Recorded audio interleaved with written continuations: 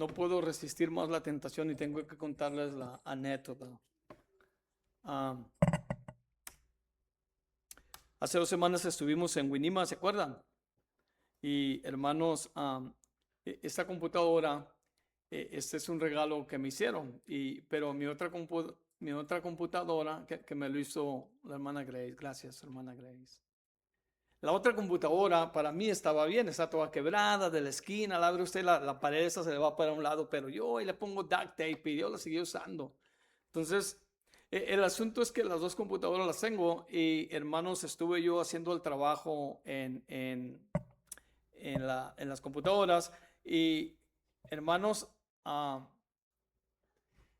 algo le pasó a mi impresora y yo no la pude echar a andar y me llevé la impresora al campamento para ver si la podía echar a andar y no pude y hermanos, hasta la fecha no puedo echar a andar mi impresora. Así es que esa es la razón por la cual tengo la computadora aquí conmigo.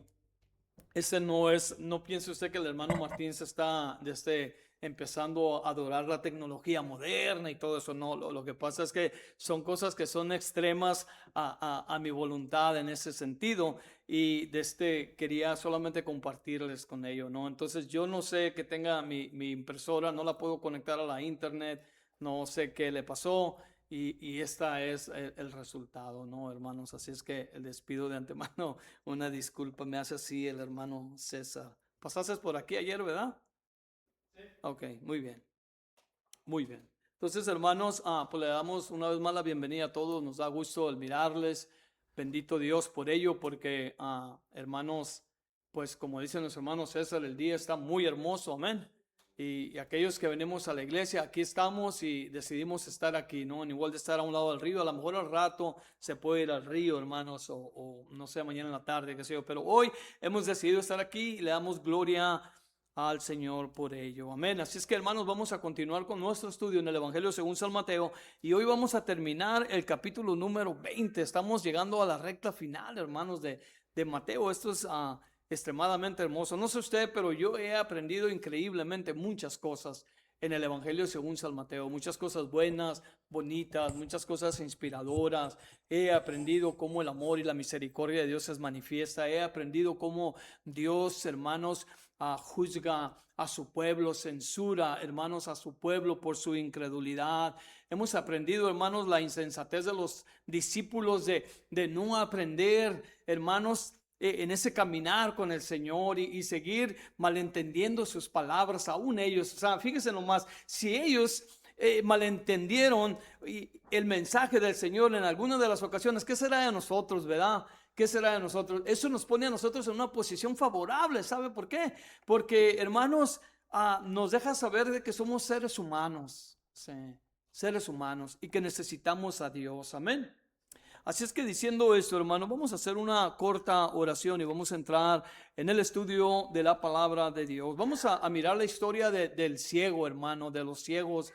Ahora, muy interesante, porque Jesús está a unos días de ir a la cruz, hermanos. Estamos hablando de días, aquí, de entrar en la semana, de ir y, hermanos, empezar a caminar en ese proceso de ir a la cruz, pero aunque todo esto, hermanos, está cerca del Señor, lo miramos a Él todavía trabajando, amén. Como dice, creo que es Juan capítulo 12, ¿no? Sí, yo trabajo porque mi Padre aún trabaja, dice, yo trabajo. Jesús nunca dejó de trabajar en su ministerio, amén, aún cuando estaba en la cruz. Así es que vamos a orar. Padre, en el nombre de Cristo Jesús, Señor, te damos gracias por tu amor, gracias por tu misericordia, gracias, Señor, por el perdón de nuestros pecados, gracias porque tú nos has permitido, Señor, adorarte, alabarte por medio de las alabanzas. Eres tú, Jesús, nuestro amigo, eres tú nuestro amigo fiel, eres tú nuestro amigo eterno, así como decía el canto, Señor, el himno tan bonito. Te alabamos y te bendecimos, Señor, por medio de esas alabanzas, que sea un fruto agradable a ti, Señor, olor fragante. También te hemos alabado y bendecido por medio de nuestros diezmos y ofrendas. Y en esta hora, Dios, te pedimos en el nombre de Cristo Jesús, que tú bendigas, Señor, nuestras vidas por medio de tu palabra. Abre, oh Dios, nuestras mentes y nuestros corazones. En medida que vayamos leyendo tu palabra, tu Espíritu Santo habla en nuestras vidas. Para la gloria de tu nombre oramos en Cristo Jesús. En Cristo Jesús. Voy a leer, hermanos, todo el pasaje y después vamos a ir caminando en él, ¿ok? Mateo capítulo 20, del versículo 29 al 34, dice la palabra de Dios. Al salir ellos de Jericó, les seguía una gran multitud. Y dos ciegos que estaban sentados junto al camino, cuando oyeron que Jesús pasaba, clamaron, diciendo: Señor, Hijo de David, ten misericordia de nosotros. Y la gente les reprendió para que callasen. Pero ellos clamaban más, diciendo: Señor, Hijo de David, ten misericordia de nosotros. Y deteniéndose Jesús los llamó y les dijo: ¿qué quieres que os haga? Ellos le dijeron: Señor, que sean abiertos nuestros ojos. Entonces Jesús, compadecido, les tocó los ojos y enseguida recibieron la vista y le siguieron. El Señor, hermanos, había concluido su ministerio en Galilea. Había ministrado en el área oriental del Jordán, ahí en el área de Perea, hermanos, y ahora había cruzado el Jordán y estaba entrando otra vez a Judá. Justo por encima del Mar Muerto estaba Jericó. Jericó, hermanos, era una ciudad, era una especie de oasis, era una joya en medio del Mediterráneo, porque en una zona tan desierta, Jericó, hermanos, era un lugar donde había árboles hermosos. Se han de recordar que más adelante en Lucas capítulo 19, ¿se acuerdan? Cuando Jesús encuentra a Zaqueo. Zaqueo estaba arriba de un árbol frondoso. Entonces era un lugar donde había árboles hermosos, cultivos productivos, hermanos, de higos, de cítricos y otros frutos. Herodes, hermanos, había construido ahí una fortaleza y un palacio para invierno, para invierno. De hecho, el historiador Josefo dice que cuando en Jerusalén nevaba, hermanos, a unas 24 kilómetros, que serían unas 15 millas por ahí, hermanos, de distancia, en Jericó, dice Josefo, el calor estaba agradable. Estaba agradable. Quizás, hermanos, cuando Jesús pasó por Jericó trajo memorias agradables. Porque fue ahí en Jericó donde Rabá, ¿se acuerdan? La prostituta, hermanos, una mujer muy especial en la historia de Israel. Y de la misma que nuestro Señor ascendió, hermanos, aunque era prostituta, fue ahí donde ella, hermanos, le creyó a Dios. Y ella y toda su familia fueron salvos. De hecho, hermanos, ella, junto con otra mujer que se llama Ruth, forman parte de la genealogía de Jesús. El Mateo capítulo 1, versículo 5 dice: Salomón engendró a Rabat, a Boz, de Rabat a Boz, Boz engendró de Ruth a Obed y Obed a Isaí. Y Obed Isaí. Entonces, ella era tatarabuela, creo, de David. Y Ruth era abuela de David. Marcos nos dice, hermanos, que vinieron a Jericó y al salir de Jericó. Pero Lucas nos dice que se acercaba a Jericó. Es muy probablemente que lo que está pasando aquí en Mateo se esté refiriendo a Jesús, hermano, que esté pasando por la ciudad vieja, por las ruinas viejas de Jericó. Ruinas, hermanos, que en los días de hoy todavía están visibles, hasta el día de hoy. Y Lucas se refiere a Jesús que estaba acercándose a la nueva ciudad. A la nueva ciudad, donde Lucas más tarde dice que encontró a Zaqueo. ¿Se acuerdan? En Lucas capítulo 19, del versículo 1 al 2. Y a Jesús lo seguía mucha gente, hermanos. A Jesús lo seguía mucha gente. El versículo 30 dice: y dos ciegos que estaban sentados junto al camino, cuando oyeron que Jesús pasaba, clamaron diciendo: Señor, Hijo de David, ten misericordia de nosotros. Ten misericordia de nosotros. Los ciegos, hermanos, eran muy comunes en el Medio Oriente y es como en los días de hoy. Es muy probable que muchos de ellos estuvieran fuera de la ciudad, hermanos, en ese lugar de concentración. No podían trabajar.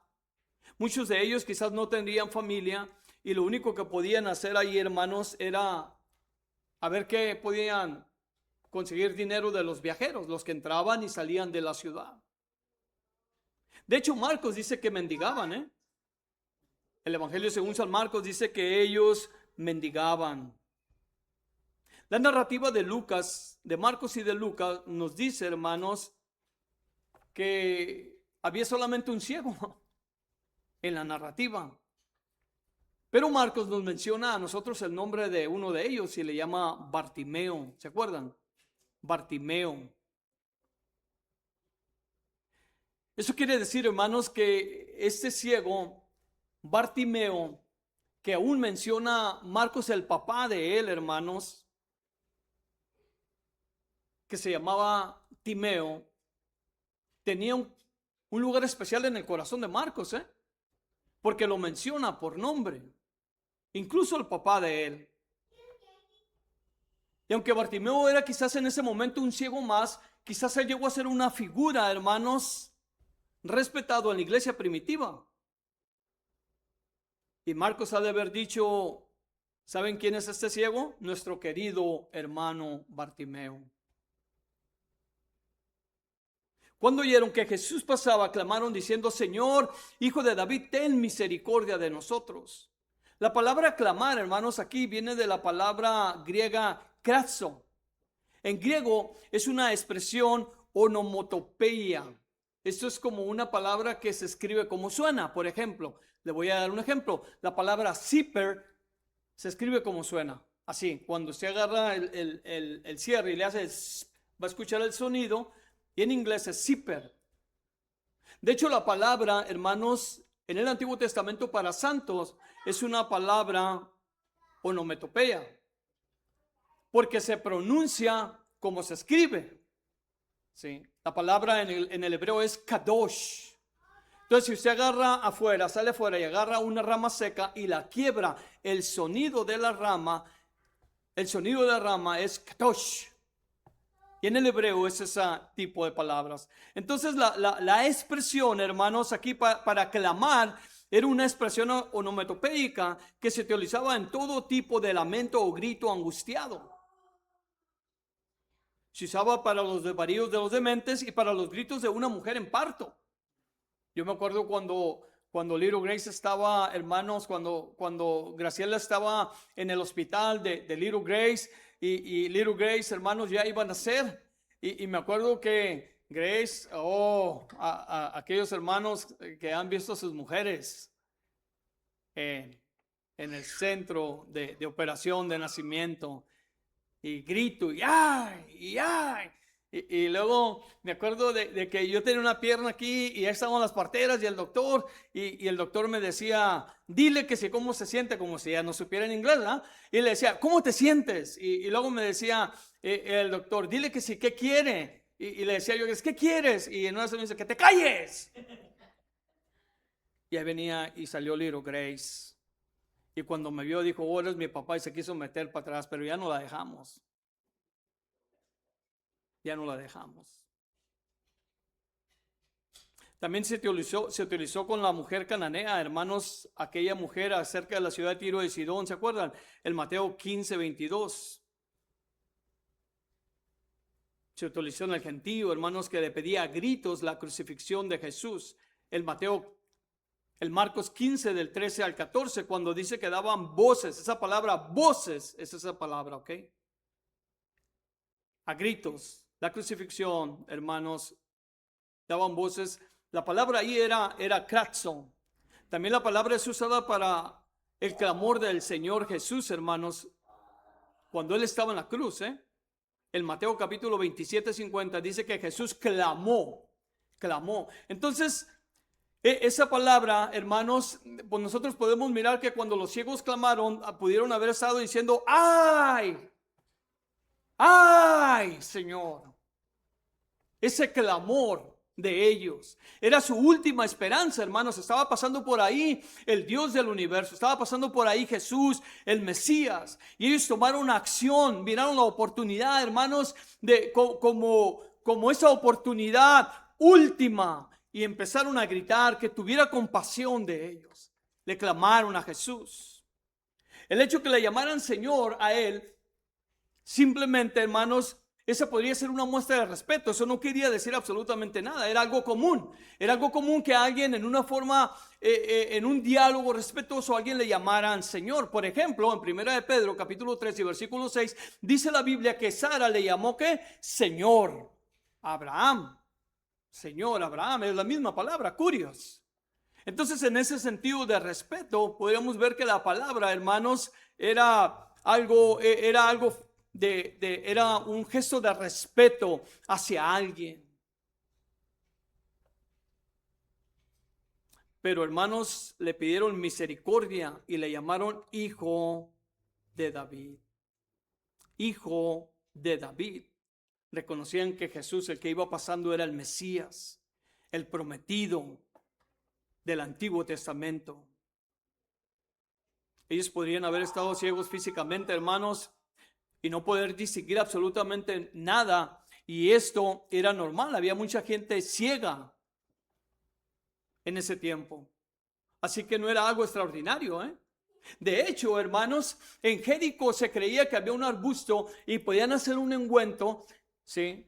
Y podían, como una especie de un ungüento medicinal, y ponérselo en los ojos, y algunos podían ser curados. Eso quiere decir que Jericó atraía, hermanos, a ciegos. Es probable que hubiera decenas, si no centenares, cientos de ciegos. Así es que eso no es lo extraordinario. Lo extraordinario fue que ellos espiritualmente podían mirar, hermanos, podían mirar que Jesús era ¿quién? El Hijo de David. Aquella promesa del Antiguo Testamento, Lucas capítulo 1, versículo 32, dice que María le fue dicho por el ángel que el hijo que ella tendría se le daría el trono de David, su padre. Y en Mateo capítulo 21, 9, más adelante lo vamos a ver, quizás la semana que entra, unos días después de este incidente, dice la Biblia que la gente gritaba, Hosana al Hijo de David. Hosana al Hijo de David.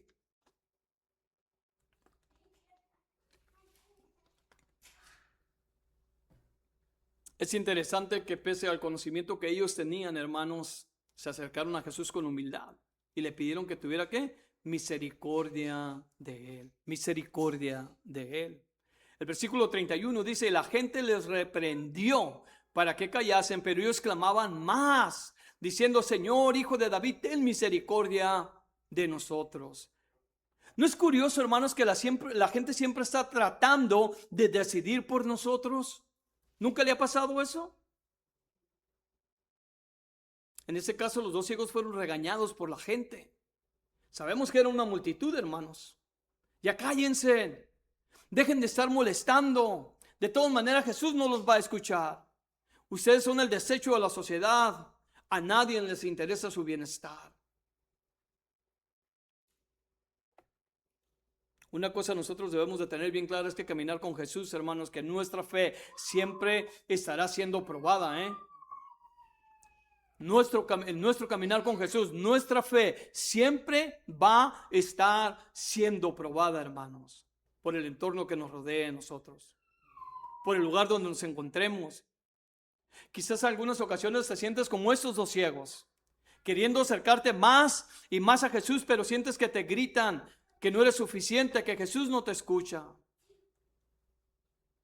También tenemos que notar, hermano, que cada vez que miramos un acto de fe en las Escrituras, en su mayoría lo miramos rodeado de obstáculos. ¿No es cierto eso? Rodeado de obstáculos. Eso quiere decir que Dios quiere enseñarnos a nosotros que la fe de nosotros va a enfrentar obstáculos en el caminar, hermanos. No podemos tener una fe sin obstáculos, no podemos tener una fe sin prueba, no podemos tener una fe sin ser probada, hermanos. De hecho, Pablo creo que le dice a los corintios o a los gálatas que nos probemos cada uno de nosotros si estamos ¿qué? En la verdadera fe, en la verdadera fe. Miramos, hermanos, situaciones imposibles para el ojo y la experiencia humana, pero la Biblia dice que para Dios no hay nada imposible. Para Dios no hay nada imposible. La respuesta a la censura de la gente para ellos no fue un desaliento, hermanos. Para los dos ciegos, ellos no, pese a que no los miraban, los escuchaban, pero ellos no se acobardaron. No, hermanos. No fue un desaliento. Antes, hermanos, fue un aliciente, pues dice la Escritura que clamaban más, que gritaban más. O sea que el lamento fue más alto, el grito fue más alto, la voz fue más alta. Más alta, hermanos. Debemos de aprender de ellos. Debemos de aprender de ellos muchas cosas, porque ellos no tenían algo visual, no estaban mirando absolutamente nada. Pero espiritualmente en su corazón de ellos sabían de que la esperanza de ellos estaba pasando por ahí, hermanos. Espiritualmente sabían que la oportunidad de ellos era en ese momento. Hoy es el día de salvación, dice el Señor. Hoy es el día de salvación. Cuando una persona anda en busca de Dios, no tiene que tener una fe perfecta, hermanos. No tiene que tener una fe fuerte. Con esa fe que tengas, lo encuentras, hermanos. Y Dios te llevará a ese lugar de descanso, a ese refrigerio, a ese lugar de salvación. Jeremías escribió esto: me buscaréis y me hallaréis, porque me buscaréis de todo corazón. De todo corazón. Ese es Jeremías 29:13. De todo corazón. Esa es la promesa divina. Alguien escribió eso, listo, dice: la fe de los ciegos se elevó hasta la altura de la posibilidad divina. Bendito Dios. La fe de los ciegos se elevó hasta la posibilidad divina. Eso quiere decir que, por decirlo así, Dios no se encuentra en ese medio camino, hermanos. Dios no se encuentra en ese medio camino. Mucho que aprender de ellos. Mucho que aprender de ellos, hermanos. F. Bruce dijo esto, hermanos: los dos ciegos se negaron. La multitud indiferente se negaron a que la multitud indiferente los presionara para que se callaran, y por eso clamaron más, diciendo otra vez: Señor, Hijo de David, ten misericordia de mí. Ten misericordia de mí. Yo les decía a los hermanos cuando fuimos, hermanos, al campamento, yo les decía que si ¿dónde están esos tiempos de nosotros? Ahorita que entré al santuario, estaba mirando los anuncios de nosotros. Lo que me vino a la mente no fueron los anuncios, lo que me vino a la mente fue la Escritura, hermanos. Fue la Escritura. Y yo quiero leerles ese pasaje. Esto es gratis, no está aquí. Este pasaje que lo voy a leer ahorita es gratis porque es domingo y está muy caliente. Así es que es especial. Y eso está en el Salmo 42. El Salmo 42 vale la pena estudiarlo. Creo que ya enseñé en una ocasión en él. Pero lo que yo quiero que le voy a leer del 1 al 4. El texto que me interesa es el 4. Escuche lo que dice el Salmo 42. Como el siervo brama por las corrientes de las aguas, así clama por ti, oh Dios, el alma mía. Mi alma tiene sed de Dios, del Dios vivo. ¿Cuándo vendré y me postraré y me presentaré, delante de Dios? Fueron mis lágrimas, mi pan de día y de noche, mientras me dicen todos los días: ¿dónde está tu Dios? El 4 dice: me acuerdo de estas cosas y derramo mi alma dentro de mí, de cómo yo fui con la multitud y la conduje hasta la casa de Dios, entre voces de alegría y de alabanza del pueblo en fiesta. ¿Dónde están esos días? ¿Dónde están esos días, hermanos? Esos días de fe. Esos días cuando le crees a Dios. Esos días cuando tú no miras absolutamente ninguna barrera, ningún obstáculo. ¿Dónde están esos días? ¿Para dónde se fueron? Jeremías 29:13 otra vez dice: me buscaréis y me hallaréis, porque me buscaréis de todo vuestro corazón. De todo vuestro corazón. El 32 dice, hermanos: y deteniéndose Jesús los llamó y les dijo: ¿qué queréis que os haga? ¿Qué pregunta, verdad? ¿Qué queréis que os haga? Sabemos que a Jesús los escuchó la primera vez porque Él es Dios, amén. Lo que no sabemos es por qué esperó hasta la segunda. Marcos dice en el versículo En el pasaje paralelo de Marcos, hermanos, en el versículo 49 de Marcos 10.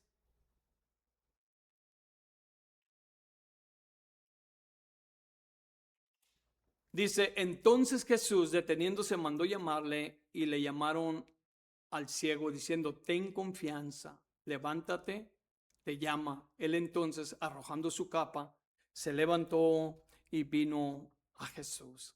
Qué interesante, ¿eh? Es interesante, Marcos, es interesante que Marcos nos dice que él tiró la capa, hermanos. El ciego tenía la fe suficiente de que habría de regresar, hermanos, a levantarla. A levantarla. Él mismo. ¿Qué quieres que os haga? Nosotros estamos aquí esta tarde, hermanos. Y si estuviéramos delante del Señor y el Señor nos dijera a nosotros, ¿qué quieres que os haga? Si Él nos hiciera esta pregunta a nosotros, ¿cuál sería nuestra respuesta? ¿Cuál sería la respuesta de nosotros? ¿Qué es lo que nosotros queremos? Verdaderamente, hermanos, hemos caminado con el Señor algún tiempo para darnos cuenta de que es increíble, lo que la gente espera que Dios les dé.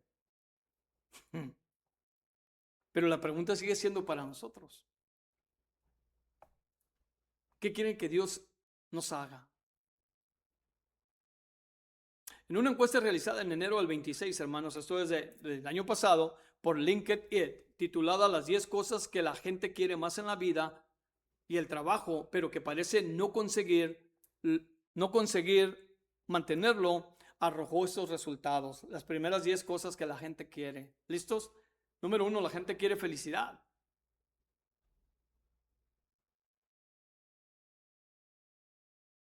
Porque la gente no sabe lo que es la felicidad.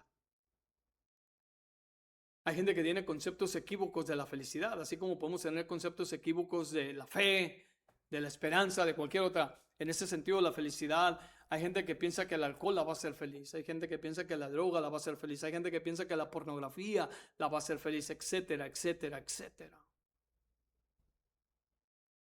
Entonces se vuelven en una encrucijada correteando aquello. La segunda cosa es dinero, La segunda cosa es dinero. Porque dice que eso lo miran como una fuente de seguridad y de libertad, aunque muchos sienten que nunca es suficiente, aunque ganen bien,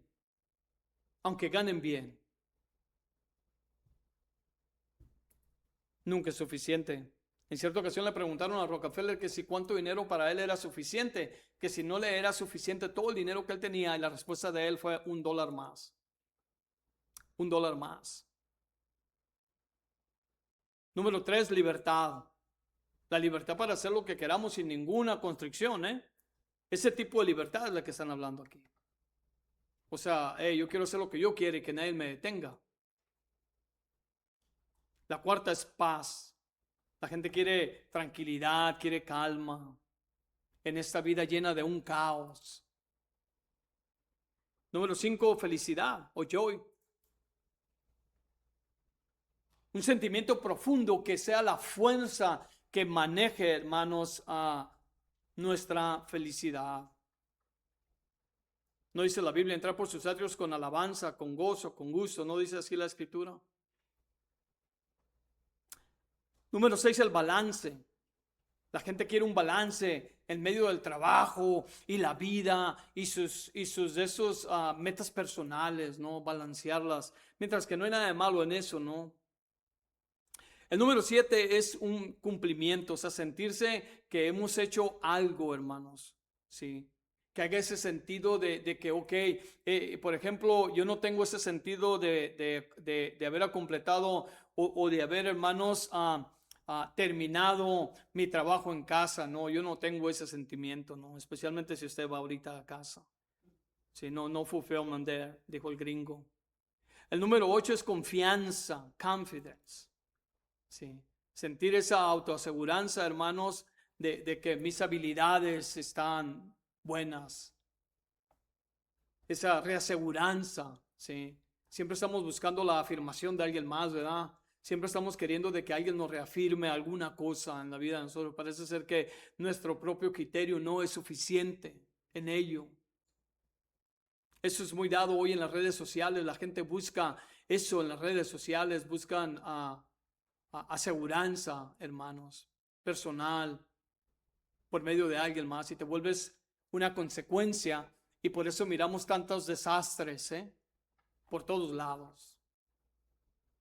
La número 9 es estabilidad. Estabilidad que les dé seguridad en la vida. Y la número 10 es pasión. Un interés personal, hermanos, que me lleve a hacer mi trabajo como tengo que hacerlo. ¿Será, hermanos, que los cristianos quisieran cosas diferentes a los de la población general de parte de Dios? ¿Será que nosotros queremos algo diferente a eso? ¿O será que estamos igual que ellos? Cuando usted lee acerca de eso en la internet, usted va a mirar cantidad de websites donde le dan recomendaciones acerca de los cristianos, cuál debería ser ese propósito objetivo de desear algo nosotros de parte de Dios. O sea, que Dios nos dé a nosotros conocimiento de las Escrituras, fe, la habilidad de poder involucrarse más en el trabajo de la iglesia, el evangelismo, todas esas cosas que conllevan al crecimiento, no solamente personal, pero de la iglesia. Eso está como una manera de recomendación, no como una respuesta a una survey o a una encuesta. Eso es a decir que nosotros vamos y posteamos en el website de nosotros 10 recomendaciones para la vida cristiana. ¿Se fija? Entonces ya lo estamos haciendo nosotros desde ese punto óptico de recomendación y de opinión, y la ponemos allá. Es muy diferente eso a que se haga una encuesta aquí en medio de nosotros y que nuestras respuestas tengan algún tipo de favoritismo espiritual en esa cercanía de conocer a Dios y servir a Dios. Pero si ustedes me preguntan a mí, ¿qué sería algo que nosotros deberíamos, si el Señor nos pregunta, ¿qué quieres que te haga, Martín? ¿Qué quiere que os haga a la iglesia? Bueno, yo creo que Salomón nos da la respuesta a nosotros. Él le pidió a Dios sabiduría. Sabiduría. La sabiduría es muy diferente a la inteligencia. La sabiduría es muy diferente a cualquier otra habilidad, porque la sabiduría nos enseña a nosotros que podemos ejercer, hermanos, ¿sí?, una decisión basada y fundamentada en la palabra de Dios.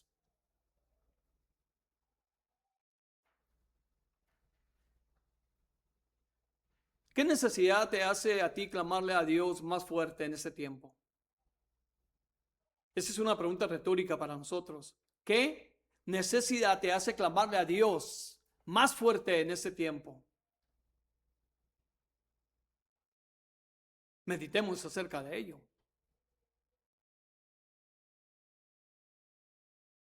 Algunas veces te has sentido como que alguien más intenta apagar o callar tu clamor.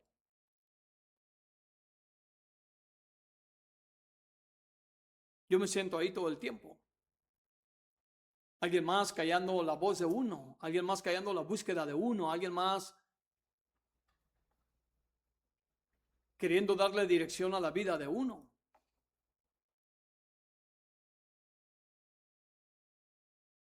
El 33 dice, ellos le dijeron, Señor, que sean abiertos nuestros ojos. Señor, que sean abiertos nuestros ojos. A la pregunta de Jesús, ellos respondieron que sean abiertos nuestros ojos. Marcos nos dice que recobre la vista, en el pasaje paralelo. Eso quiere decir, hermanos, que en algún momento ellos tuvieron que ver. Y estaban pidiendo algo que en otro tiempo habían tenido, hermanos. Así es que estaban conscientes de lo que les falta, de lo que les faltaba. ¿Estás consciente de lo que te hace falta cuando vienes a Dios en oración? ¿Qué te hace falta? ¿Santidad? ¿Qué te hace falta? ¿Humildad? ¿Qué te hace falta? ¿Obediencia? ¿Qué te hace falta? Cuando vienes a Dios, estás consciente qué es lo que a ti te hace falta para que cuando clames a Dios, cuando grites a Dios, cuando llores a Dios, sepas exactamente cuál es tu problema.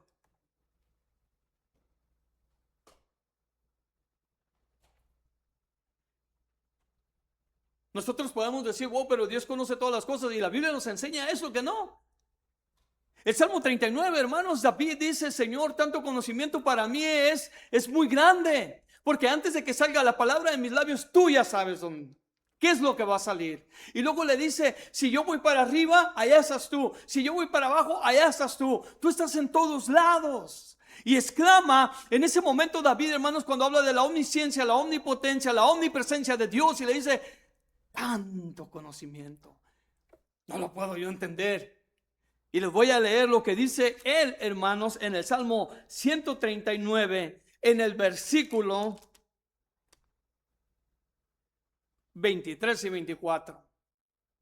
Después de que David entiende y reconoce que Dios conoce todas las cosas, después de que David entiende que no ocupa decirle a Dios absolutamente nada nuevo, hermanos, de quién es Él. Mire lo que dice el versículo 23 y 24 del Salmo 139.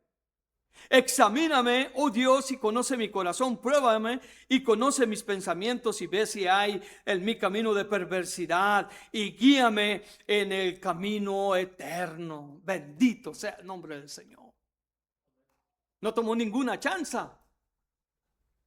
No tomó ninguna chance. Eso es lindo cuando nosotros venimos con esa honestidad delante de Dios. De que delante de Él estamos ¿qué? Desnudos, hermanos. Cuando hablamos de desnudos, estamos hablando de esa desnudez física, pero esa desnudez espiritual, donde no hay absolutamente nada que podamos ocultarle al Dios de la Biblia. Cuando yo estoy a solas con Él, les he comentado, hermanos, yo le lloro a Dios. Le lloro a Dios por mi vida. En una ocasión alguien supo, hermanos, que nosotros estábamos orando en la iglesia de Vancouver muy temprano, hermanos. Estaba orando con el pastor José. Y nos encontrábamos en Vancouver y después nos íbamos a Gresham, y ahí íbamos. Yo iba a Gresham a las 3:30 de la mañana. Él venía a Vancouver a las 3:30 de la mañana. Y un pastor en cierta ocasión me dijo, un pastor, hermanos, me dijo, ¿para qué oran tanto? Si no pasa nada. ¿Sabe qué le contesté yo? Yo oro por mí, por mi persona. Quien necesita a Dios soy yo, como objeto inicial. Fíjense nomás. Es increíble cuando se habla con pastores, hermanos, con gente que deberían de tener una sensibilidad espiritual increíble, un amor espiritual por Dios increíble, que situaciones como esa o el saber y conocer de que alguien está orando debería darles gozo y alegría. No, hermanos. No. Definitivamente no. ¿Para qué oras? Ellos le dijeron que le abriera los ojos. Que le abriera los ojos. ¿Qué necesitamos que Dios haga hoy por nosotros, hermanos? En la vida de nosotros. ¿Cuál es tu petición acerca y delante de Dios? Porque la pregunta que Dios, hermanos, la pregunta que Dios le hace a los ciegos no las hace ahora a nosotros. ¿Qué quieren que os haga? ¿Se imaginan? El versículo 34. Entonces Jesús, compadecido, les tocó los ojos, y enseguida recibieron la vista y le siguieron. No hay nada más hermoso, hermanos, que experimentar la compasión del Señor. Amén. Nada más hermoso. Nada puede haber más hermoso que experimentar la compasión, hermanos, del Señor. El Dios y creador del universo, hermanos, por el cual no hay nada imposible, hizo uso de su compasión, que tanto le caracterizaba. El uso de la misericordia. Jeremías dice en cierta ocasión, hermanos, en Jeremías capítulo 3, creo que el versículo 19 en adelante, dice que las misericordias de Dios son nuevas cada mañana. Y luego dice que si no fuera por ellas ya hubiésemos ¿qué? Sido consumidos. ¿Se acuerdan de ese texto en el libro de Lamentaciones?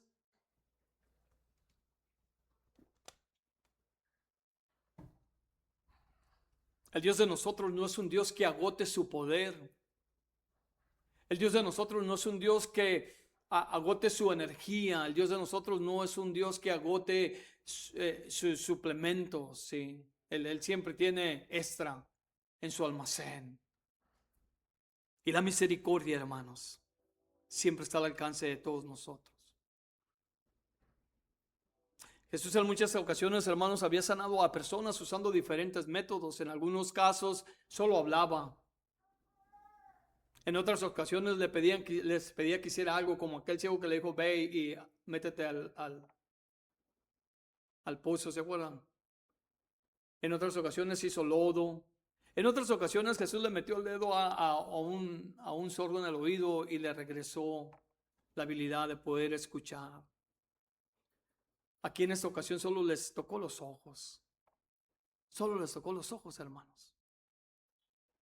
Es curioso, ¿verdad? Hoy en día tanto curandero que hay, los tan llamados sanadores de fe. No se hay, hermano, registro alguno en ningún lado, que alguien haya sido levantado de los muertos, o que alguien haya recuperado la vista. No hay registro. ¿Dónde está la persona resucitada? ¿Dónde está la persona que estuvo ciega y no lo está más? ¿Dónde está? No hay, hermanos. Pero lo más trágico de eso no es la ceguera física, hermanos, pero la ceguera espiritual. La ceguera espiritual. Cuando Jesús vino al mundo, hermanos, había una ceguera en la nación de Israel extremadamente gigante. En Mateo capítulo 4, versículo 16, cuando Jesús va a empezar su ministerio, la escritura lee, dice, el pueblo asentado en tinieblas vio gran luz, y los asentados en región de sombra de muerte, luz les resplandeció. En Juan capítulo 3, hermanos, Jesús dice que la luz vino al mundo, pero los hombres amaron más las tinieblas que la luz. La Biblia dice, hermanos, que el Dios de este mundo, o sea, el diablo, cegó el entendimiento de los incrédulos para que no les resplandezca la luz del evangelio de Cristo.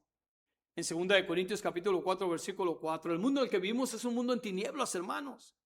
Y parece cada vez más y más y más. Miramos las tinieblas, hermanos, en proclamaciones gubernamentales. Miramos las tinieblas en todos los medios. Miramos las tinieblas en la cultura en la que nosotros vivimos. Precisamente ayer, hermanos, un hermano estaba compartiendo con nosotros una información. Estaba, hermanos, ese hermano, Dios lo guarde y lo bendiga a él y a todos los que hacen eso, porque fue a una clínica de aborto en la ciudad de Tacoma o de Olimpia, hermanos, y usted hubiera visto, hermanos, el ataque feroz en contra de ellos.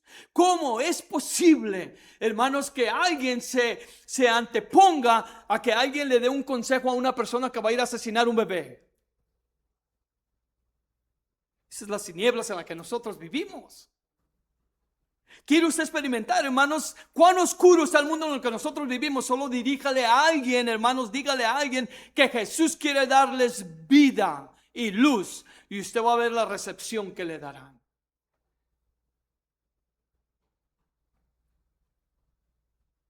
Y usted va a ver, hermanos, la recepción que le darán.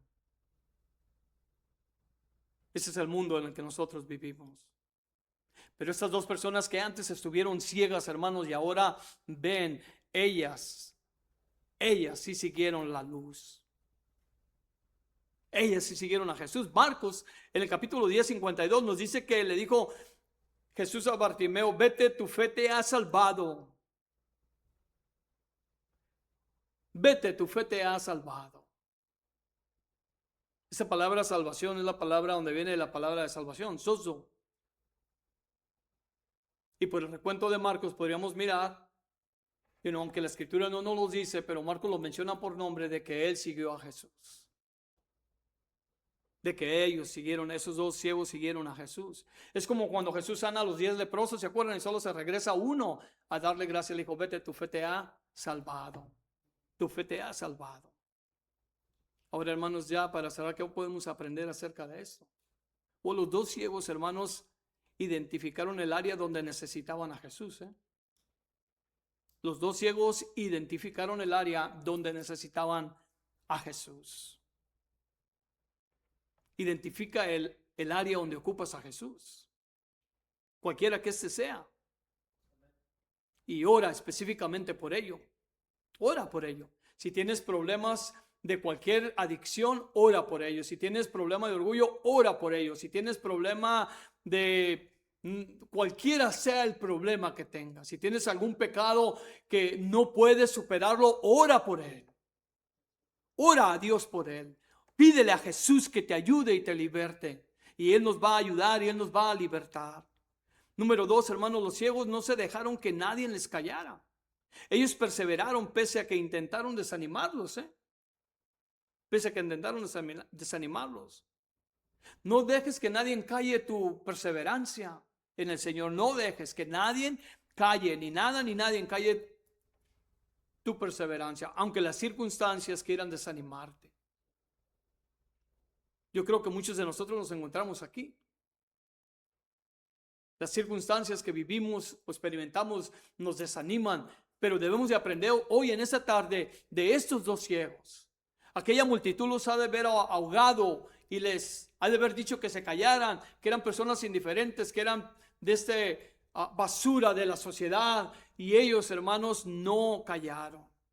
Y número 3, hermanos, los ciegos, después de experimentar la misericordia de Dios, tomaron la decisión de seguir a Jesús. Tomaron la decisión de seguir a Jesús. Yo les he dicho 1000 veces, no, aquí estoy exagerando, claro que yo exagero un poco. Hipérbole, el lenguaje hipérbole, dice el hermano, de tiempo en tiempo. Pero yo les he dicho, hermanos, que yo decidí seguir a Jesús. Pese a mis limitaciones y pese a mis defectos, decidí seguir a Jesús. Temprano, sí, temprano. Yo dejé mi trabajo, abandoné mi trabajo cuando Jesús, hermanos, me dio de su misericordia, me dio de su perdón y experimenté la gracia salvadora en mi vida. Dejé todo atrás, todas aquellas cosas que no servían, y decidí seguir a Jesús. La última vez que esto pasó en mí es acerca de la historia que les conté hace unas semanas atrás. Se me ofreció un trabajo, hermanos, de más horas. Perdón, en mi trabajo podía agarrar una ruta de más horas y fui, hermanos, y en esa ruta iba a meter como 10 horas extras a la semana. Hermanos, ese iba a ser un dineral para mí. Pero cuando me di cuenta que eso me iba a mí obstruir mi cita con el Señor, le dije a la oficina que no quería yo esa ruta. Que no quería esa ruta, que yo prefería seguir a Jesús. Si Dios te ha permitido experimentar, hermano, tu favor y misericordia, toma la decisión de seguir a Jesús con gratitud y obediencia. Con gratitud y obediencia, y aprendamos de ellos.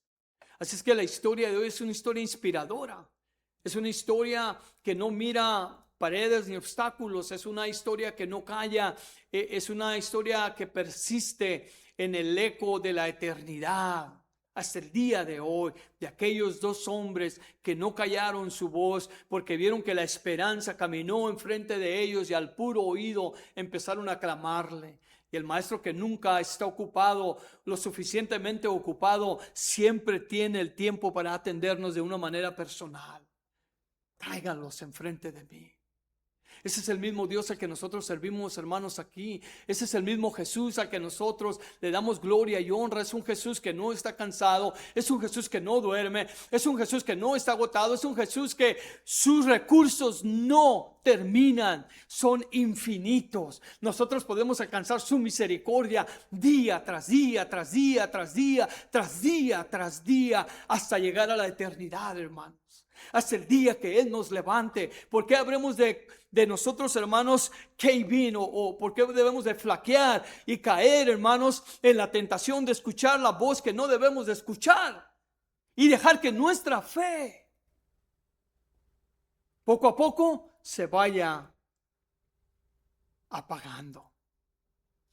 Inclina tu rostro, vamos a orar. Padre, en el nombre de Cristo Jesús, venimos delante de tu presencia en esta hora dándote gracias por tu amor y por tu misericordia. Gracias por esta historia tan alentadora. Gracias por esta historia tan reveladora, Señor. Yo personalmente, yo quiero que tú me des a mí sabiduría y entendimiento de quién tú eres. Esa es la petición mía, Señor.